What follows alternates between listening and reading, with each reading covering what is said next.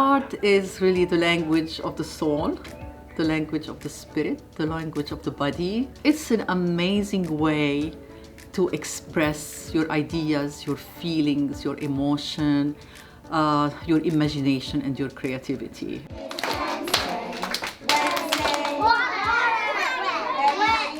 Well, it's incorporating all of the different types of art into the curriculum. So movement and dance and drawing, even some acting in there, and incorporating it with science and social studies and especially language arts.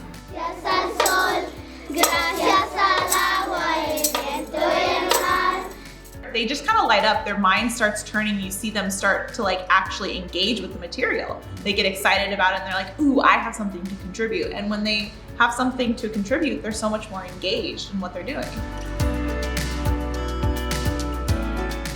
We act scenes out from books that we read. In the beginning, I lead that, and as the year goes on, Mr. October, could we do this scene?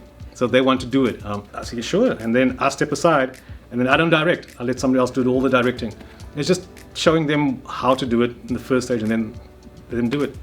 I can speak specifically to one student. He always was scared whenever it was an art time, but the fact that it integrated some science, he was really excited about the science part, so it allowed him to demonstrate his science knowledge and then represented it in an artistic way.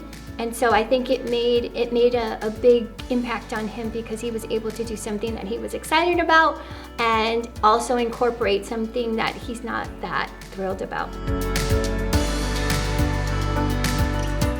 It makes me feel proud because usually it's you standing in front of the classroom giving 110%, but then instead it's them getting to lead their little group, because even if a friend isn't very involved or a student is kind of lacking, another friend often is able to excite them about it or bring them in, or can you draw this, or can you help me with this? They give 110% when they get to do art with it. Integrating the art is so wonderful. It makes me personally excited to teach. I'm excited to allow students to show what they know and in different art forms. So it's really exciting to see, and it allows me to have a lot of fun in the classroom too. Because if we're singing, I'm singing. If we're drawing and I'm demonstrating an example, I'm doing that too. So it really allows me to still be creative every single day.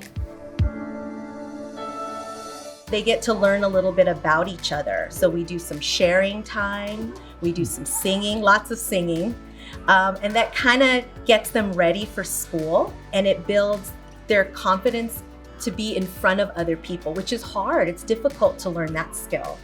And so when they're with other kids and they're all doing it, they don't feel so alone. They just have a lot of fun. It's a nice, welcoming activity for the day. When you are teaching, sometimes there is a resistance. They don't want to learn math, they don't want to learn language, they don't want to learn CBC word or phonics. But when you put it in an artistic way, when you bring the art component into the classroom, it somehow they are disarmed and their minds are open and they are willing to teach, and it becomes a pleasure to teach.